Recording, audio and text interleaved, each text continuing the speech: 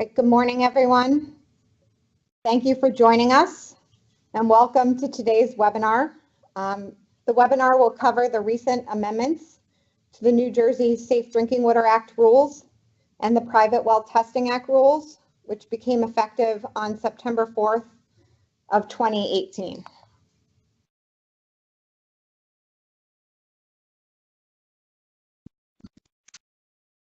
My name is Kristen Tedesco.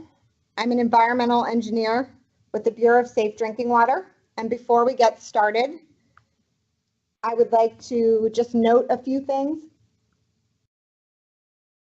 We encourage you to ask questions throughout the presentation by using the Skype Q&A box. It's located either on the top right side of your screen or below the presentation screen. If you don't see the panel, there's a little white double arrow that you can use to expand it. We will review questions and answer questions verbally at the end of the presentation. Copies of the presentation will be made available following the webinar. I can't hear your audio. And emailed or posted to the DEP website.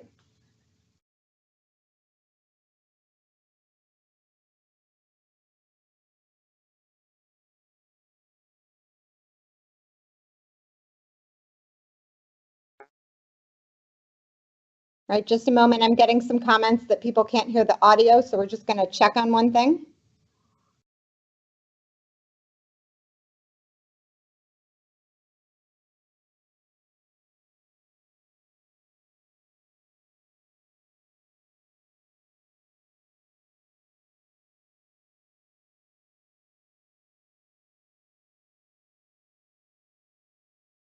All right, just a moment. I'm getting some comments that people can't hear the audio, so we're just going to check on one thing. Okay, it looks like the problem is fixed. So as I was saying, copies of the presentation will be made available following the webinar and emailed or posted to our website.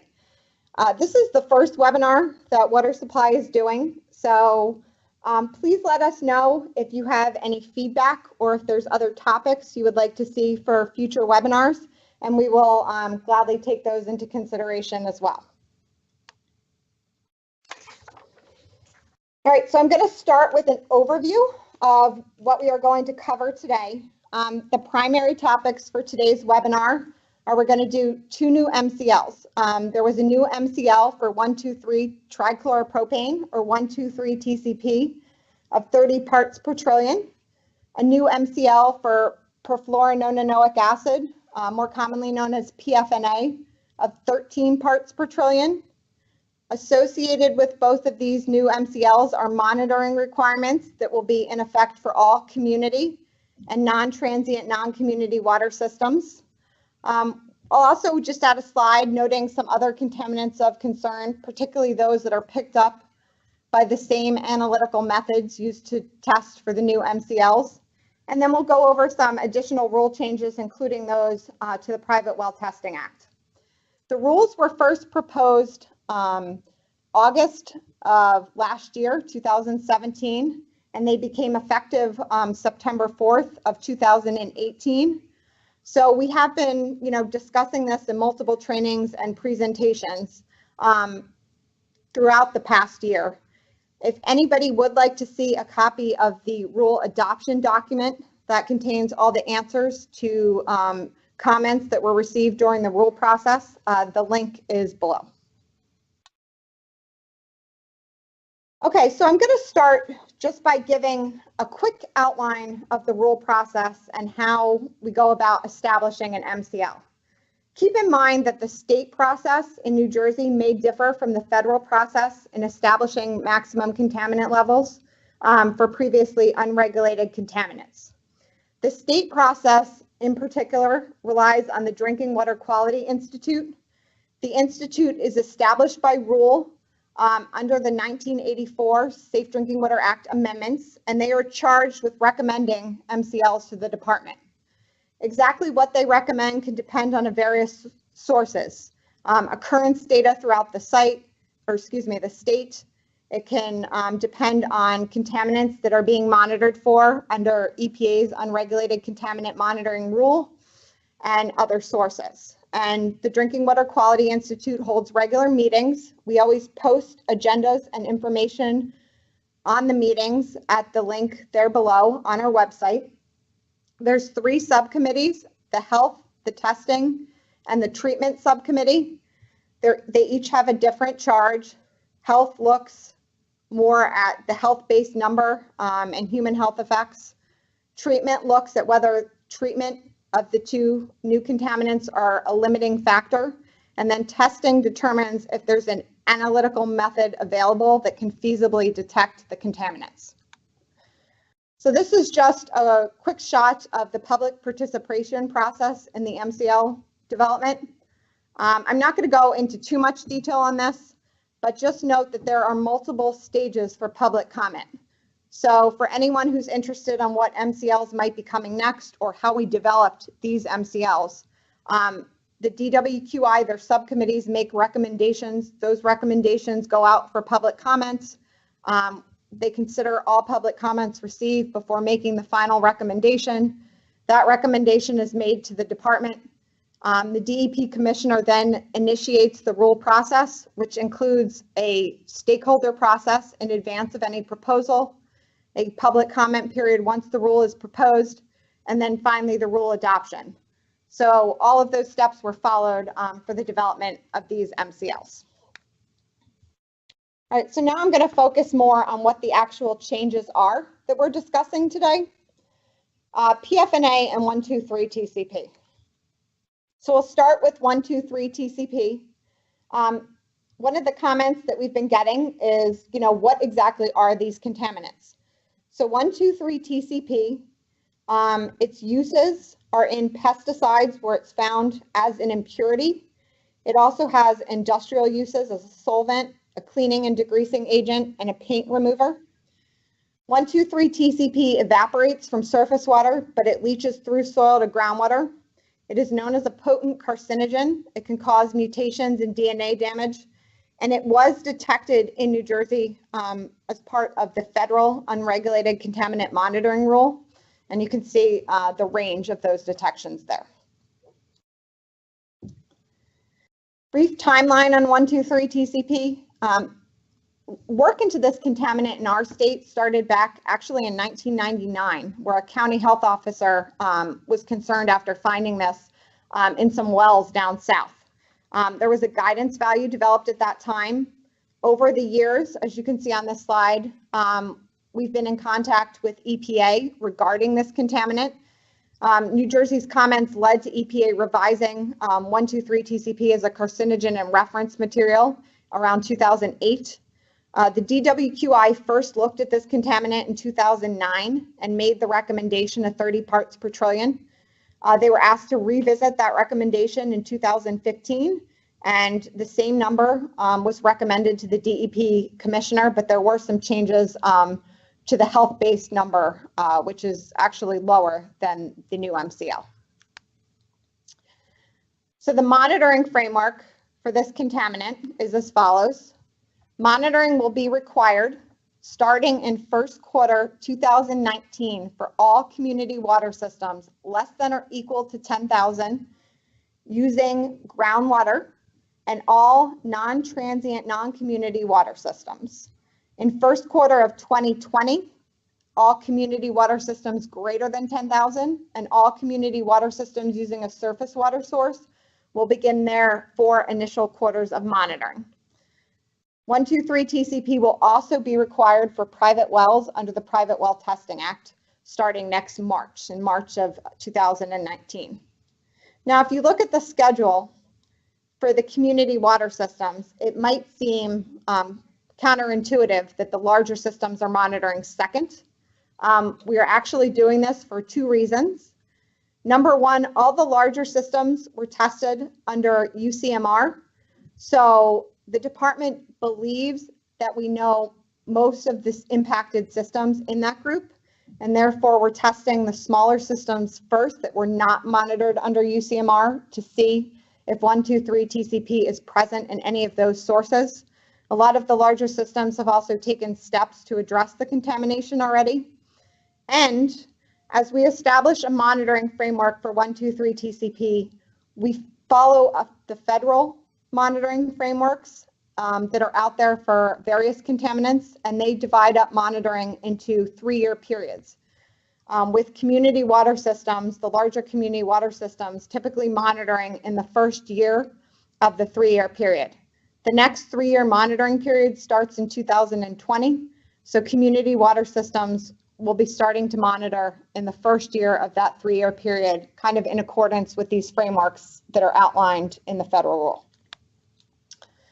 123 TCP is going to follow an SOC monitoring framework for synthetic organic contaminants. Everybody will start with 4 consecutive quarterly samples. You need a minimum of 2 to determine if you're consistently below the MCL, and that can lead the system to be placed on annual sampling.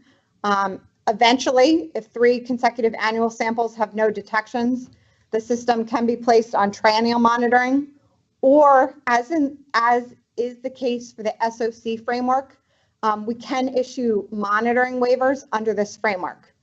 So I mentioned in one of the previous slides that this tends to evaporate from surface water. So we do not expect to see 123 TCP in a lot of surface water systems, and therefore that would be a group that we could waive. In addition, as we're issuing our SOC monitoring waivers coming up for the groundwater systems, if you don't have detections, this would be a situation after that initial monitoring period where we may be able to grant waivers there as well. But that'll be determined after that initial period of monitoring. This is an important note. Methods 524.3 and 504.1, which are used to test for 123 TCP, they also detect EDB and DBCP. So if anyone is not familiar with EDB or DBCP, here's a few quick facts. EDB and DBCP, ethylene dibromide and dibromochloroPropane, are potent carcinogens similar to 123 TCP. They also can cause mutations and DNA damage. Both of these are currently federally regulated SOCs. EDB has an MCL of 0.05 micrograms per liter, and then you see DBCP, their MCL is there as well. So systems can currently receive waivers under the following 3-year monitoring cycles for these 2 contaminants. However, since the department will be requiring testing for 123 TCP, and since the same analytical method is used to pick up these contaminants, we will not be granting waivers for these 2 SOCs during the compliance cycle when the water system is testing those initial 4 quarters for 123 TCP. You will be required to report that data, and when you get your SOC waiver letters from the department, there will be a notation that EDB and DBCP are not going to be waived for the 3-year monitoring cycle in which you are testing for 123 TCP. So that's an important note. All right, I'm going to move on and just talk about PFNA before I summarize some other things on the MCLs. PFNA is used in the manufacturing of consumer goods. It does not break down in the environment, and it is water soluble. PFNA was also detected under the federal unregulated contaminant monitoring rule, the 3rd iteration in New Jersey. You can see from this slide, New Jersey versus national detections of all perfluorinated compounds, including PFNA. Monitoring under UCMR 3 took place between 2013 and 2015. And PFNA, as well as some other PFASs, PFOA, and were found much more frequently in New Jersey than nationally. PFNA particularly is seen in Gloucester and Camden counties. PFOA is seen in various locations. But if you look at this chart, PFOA, PFNA, PFAS, a lot of the PFASs had a higher occurrence in New Jersey than nationally. So that's one of the reasons that the Drinking Water Quality Institute looked at the regulation of these contaminants. This is a quick timeline for PFNA. In 2009, New Jersey DEP did a PFC occurrence study. In 2013, a literature search revealed that PFNA levels in New Jersey exceeded any others reported worldwide. In 2014, there was guidance issued to some residents of South Jersey, which is where we're commonly seeing PFNA. UCMR testing took place between 2013 and 2015, and the DWQI recommendation of 13 parts per trillion, that was finalized in 2014, and now an MCL has been adopted as of 2018. Monitoring framework for PFNA, it's going to be pretty similar to 123 TCP. Monitoring will be required at all community water systems and all non-transient, non-community water systems.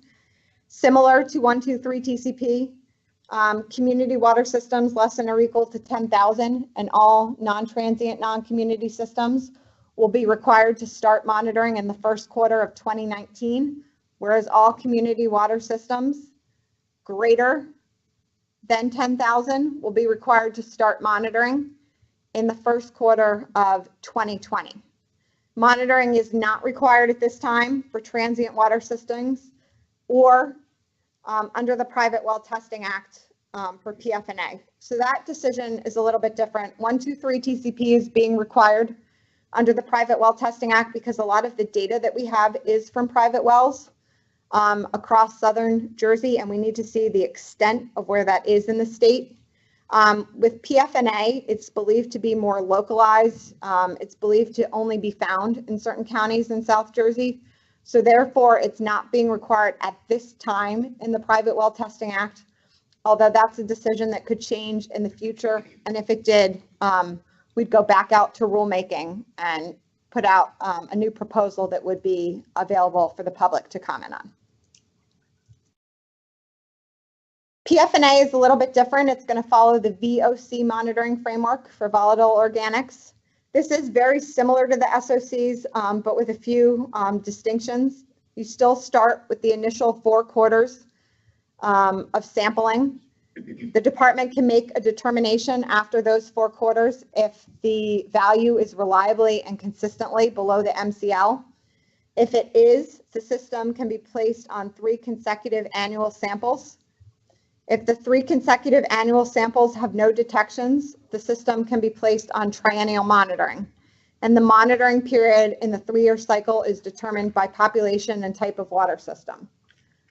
Unlike 123 TCP and the SOC framework, there are no waivers granted under the VOC framework. So systems will have to monitor at a minimum of once every 3 years, and everybody has to start on that initial 4 quarters of monitoring. This is an important notation as we look at the next slide on PFOA and PFAS. Water systems are strongly encouraged to report data for PFOA and PFAS when they're reporting the results for PFNA. If MCLs for PFOA and PFAS are adopted in the future, the results of these may be evaluated as grandfathered data and used to reduce monitoring frequency. So if I report my results for PFAS and I don't see anything, if we regulate that contaminant, you may be able as a water system to skip that initial 4 quarters of monitoring and go right to an annual or a triennial frequency, depending on the levels of these 2 contaminants in your water supply. You know, additionally, this is valuable data to the department. Any occurrence data is valuable data to our science and research group, as well as our site remediation program. So we do ask that this is reported. And I should note that, you know, for anybody who finds levels of PFOA or PFAS in their water supply above some Drinking Water Quality Institute recommendations, there are no formal MCLs, so you can't be in violation of any MCLs for PFOA or PFAS. And therefore, it's also valuable data for you as a system to kind of keep an eye on what's happening, you know, with the New Jersey rule process and any new MCLs that are upcoming in the future. So again, we are asking all water systems when they report their data for PFNA that they also report it for other PFASs, since the same analytical method is used for all of them. So we've just talked a lot about the 2 MCLs. And a few things on the monitoring schedules. When the rule went into effect September 4th of 2018, letters were sent to all water systems discussing the new rule changes. That included bulk purchasing systems that have no sources of their own. The monitoring and compliance with the MCL for these contaminants is based on a running annual average of 4 quarters from the point of entry. So if you are strictly a bulk purchase system without sources of your own, there is no monitoring required at your system. Other systems will be required to monitor starting in 2019, and monitoring schedules for anybody that is starting monitoring in 2019 will be available on Drinking Water Watch by November. We're working on getting those up on Drinking Water Watch sometime in the next month. And we will also be sending letters to all water systems confirming your monitoring schedule. So if you're starting monitoring in 2019, you will get a letter saying you have to start monitoring in 2019. Monitoring schedules for anybody who's starting in 2020, they will not show up immediately on Drinking Water Watch, but you still will get a letter confirming your schedule similar to the 2019s, and that'll be kind of the next step. And you can contact the department with any questions through the water supply box, which was posted on one of the earlier slides, the water supply at dep.nj.gov, or by calling the Bureau of Safe Drinking Water. All right, so just to summarize some of the things I just talked about, PFNA and 123 TCP, that rule is adopted and effective, so you will have to comply with those MCLs. Starting with those that monitor next year. PFOA and PFOS, again, they're picked up by the same analytical method that's used for PFNA, and DWQI has recommended MCLs in March of 2017 for PFOA and May of 2018 for PFOS. So the rulemaking process for that has been initiated. The department anticipates holding stakeholder sessions for that rule process starting sometime this fall. So I'd suggest that anybody who is interested in that kind of keep an eye out. There's also some other contaminants that the Drinking Water Quality Institute is potentially looking at in the future, and I just listed them there for anyone who's interested. Other rule changes, and I'll discuss some of these.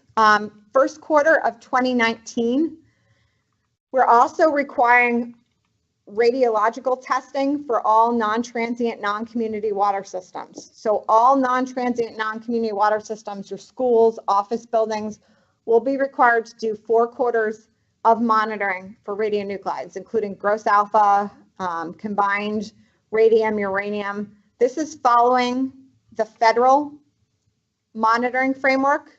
So depending on your results, you can be reduced to less frequent monitoring, 3-year periods, 6-year periods, even as infrequently as a 9-year period. But you have to do that first 4 quarters of initial monitoring for radionuclides.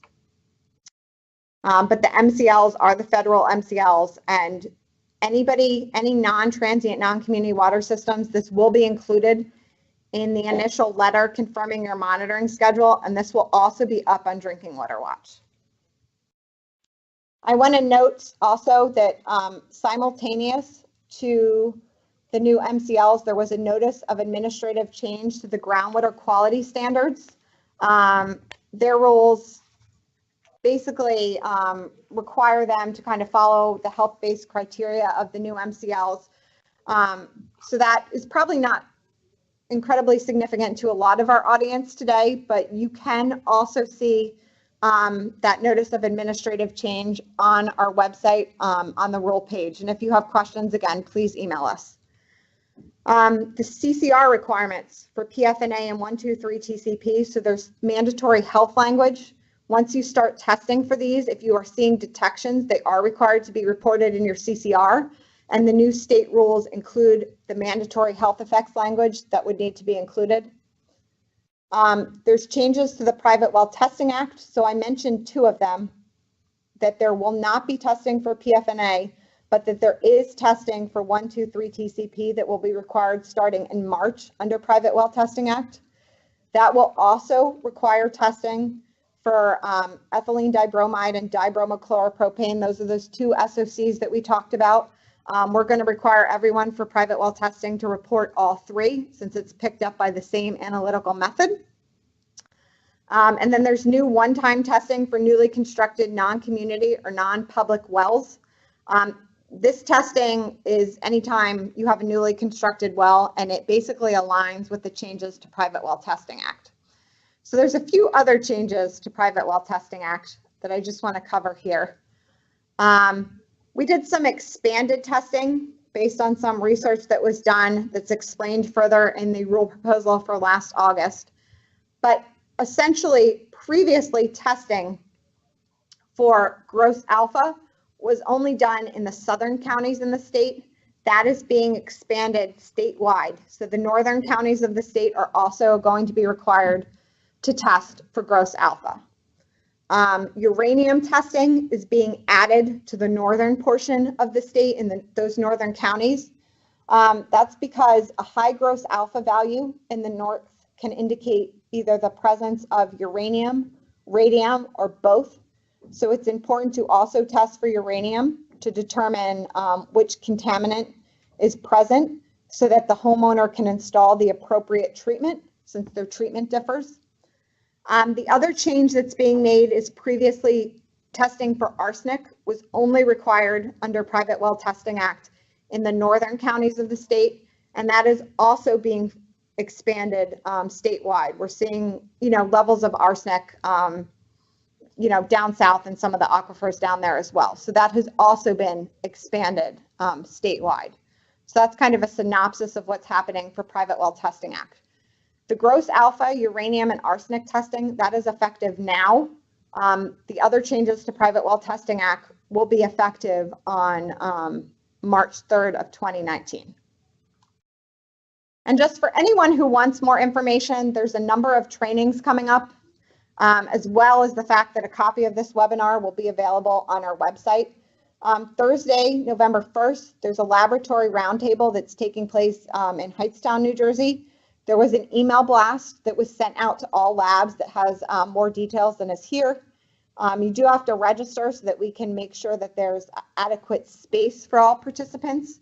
And registration for that can be done by emailing the water supply box.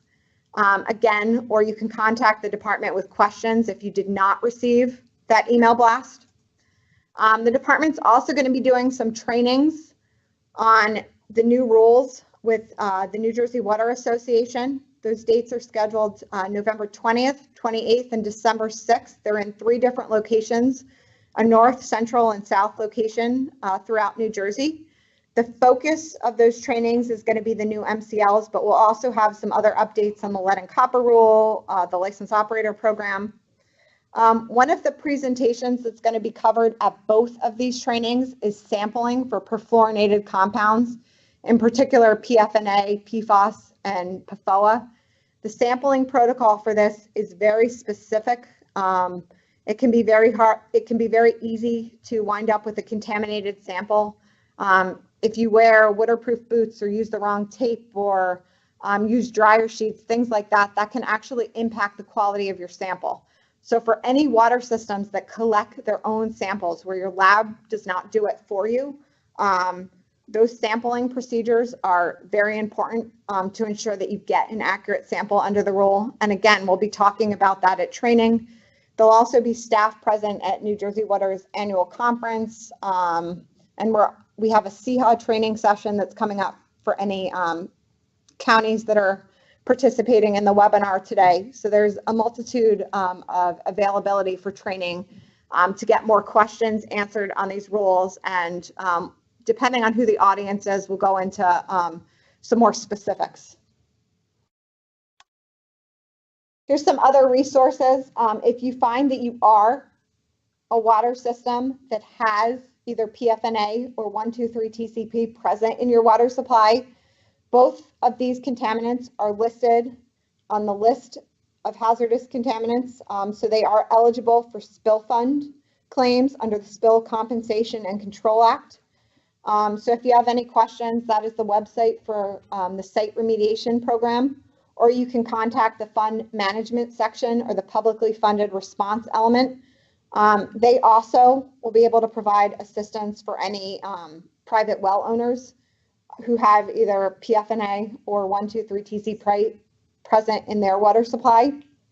Additionally, you can apply for funding under the Drinking Water State Revolving Fund program, and you can reach out to the Bureau of Safe Drinking Water for any questions regarding that. Finally, I put some other resources up here. EPA has been looking at PFASs in particular nationally. So although New Jersey is the first state to set an MCL for PFNA, there's a lot of other states that have some health advisories for some of the PFASs. You can look at either the EPA rule actions, or there's a group of state agencies, the Interstate Technology and Regulatory Committee. They have fact sheets where you can see some of the levels of PFASs and some of the health advisories that are out there for other states and some of the work that they are doing. Also, these contaminants, as I mentioned, the two that are really the subject of the rule changes, PFNA and 123 TCP, they were both monitored for under the unregulated contaminant monitoring rule. So I provided the link to the third iteration of that rule for anyone who is interested in learning more about that. So there is the address for the water supply box. It's again, watersupply@dep.nj.gov. And please reach out to that box with questions. We have a staff member that checks that daily to make sure that you will be directed to somebody who is in the office and able to help you that day. There's also the phone number for the Bureau of Safe Drinking Water. That's 609-292-5550. And you can also ask to speak to someone. We have a number of staff that are fielding phone calls depending on the topic. So I'm just going to take a look at some of the questions that have come in.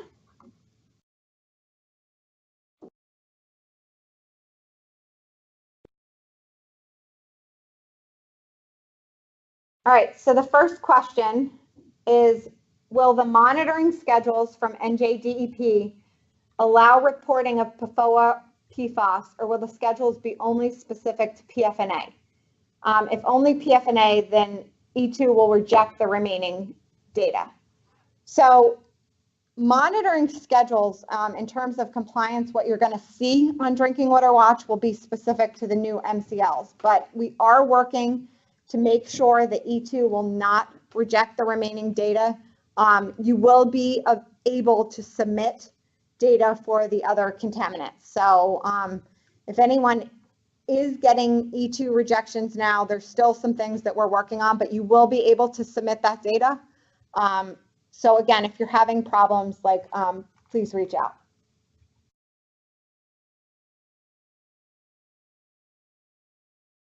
Okay, so the second question was about 123 TCP, the fact that you need 4 quarters of initial monitoring in order to be reduced.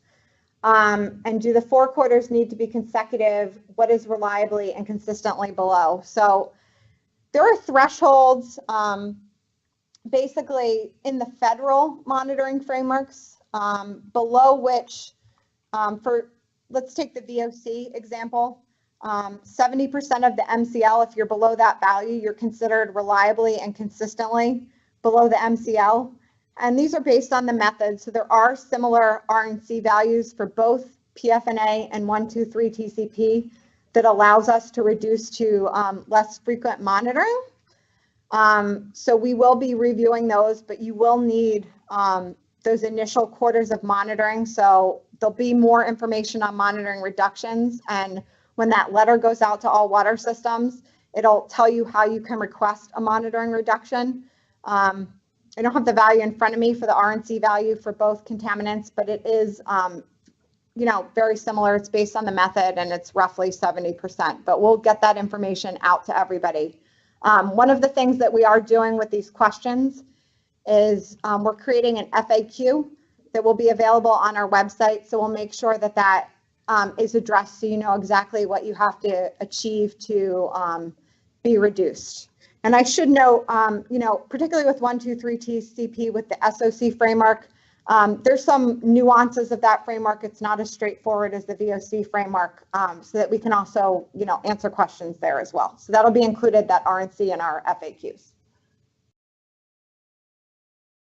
So if your system does not meet the MCL for 123 TCP and PFNA, once you start those initial 4 quarters of monitoring, again, it's based on a running annual average.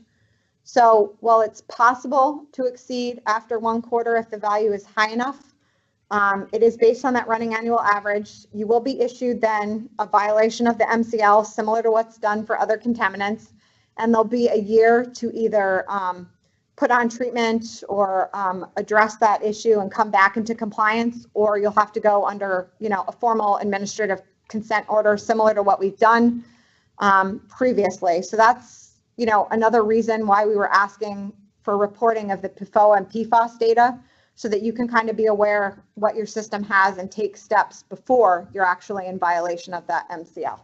But any violation of the MCL, you have a year to come back into compliance.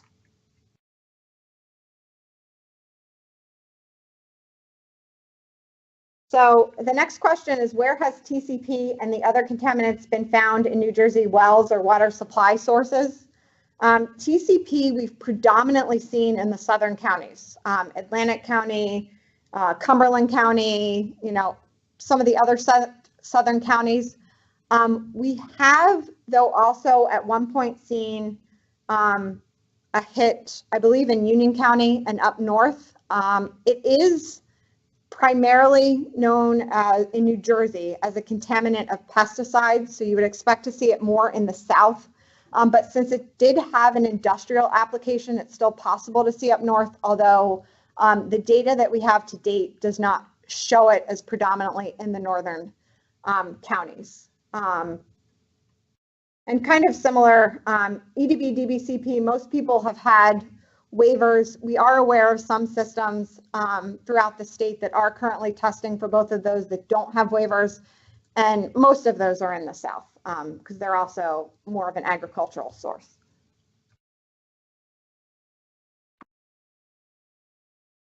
So the next question is, for non-transient, non-community water systems, are monitoring samples taken from the untreated groundwater source, i.e. the well, or from post-treatment distribution sources from a sink or faucet? So the answer is it's post-treatment. These are all point of entry, so samples are not taken from the untreated water. The only time it would be taken from an untreated source like a well is if you're a non-community system that doesn't have any treatment. And then that's kind of the same thing. But these are all point of entry, so they're samples that are collected after treatment. Somebody had asked, where are the PFNA, PFOA, PFAS sampling procedures found? So they are not up on our website yet.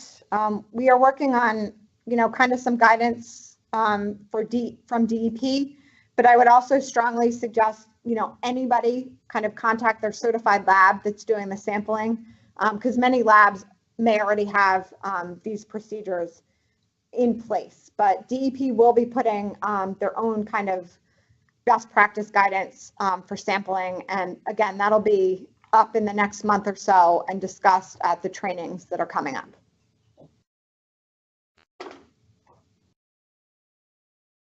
All right, the next question, we have a few non-community systems that are seasonal systems, so they do not monitor in all 4 quarters of the year. And it says, how does a seasonal water system get 4 quarters of monitoring to be reduced to annual monitoring? So the answer is that it's consecutive. It's just not consecutive throughout the year. It's consecutive for your operating season. So that is actually a good question. So we will also make sure that that is clarified as we put these frequently asked questions online. And that only impacts a few non-communities. So the next question is, for newly constructed non-public wells, are the new testing requirements effective immediately for previously approved wells, or for wells approved after September 4th of 2018? So anything that was approved prior to September 4th, 2018. Since that was the effective date of the rule, it's anything that you're looking at and that you're approving after that September 4th date. However, again, the new well testing requirements mirror the Private Well Testing Act. So what's effective now is just the fact that they have to sample for arsenic, gross alpha, uranium throughout the state. The changes for EDB and 123 TCP, they go into effect in March, and we will be kind of emphasizing that through our CHA training and through our laboratory roundtable. The presentation, as I mentioned, will be available online, maybe not immediately today, but we can send out an email blast and we'll put a link to it on our website. The next question is for the consumer confidence reports. You only need to put PFNA and 123 TCP results on there if they are above the MCL, or should all results be reported? So right now, you'll need to put just your PFNA and 123 TCP results on there if they're above the MCL. The reason some of the other contaminants were required previously was because they were sampled for under UCMR. But again, the department is moving forward with MCLs for some other contaminants. So you should just pay attention to what is happening in the near future with those, because by the time you monitor in 2020, there could have been a change in the rules.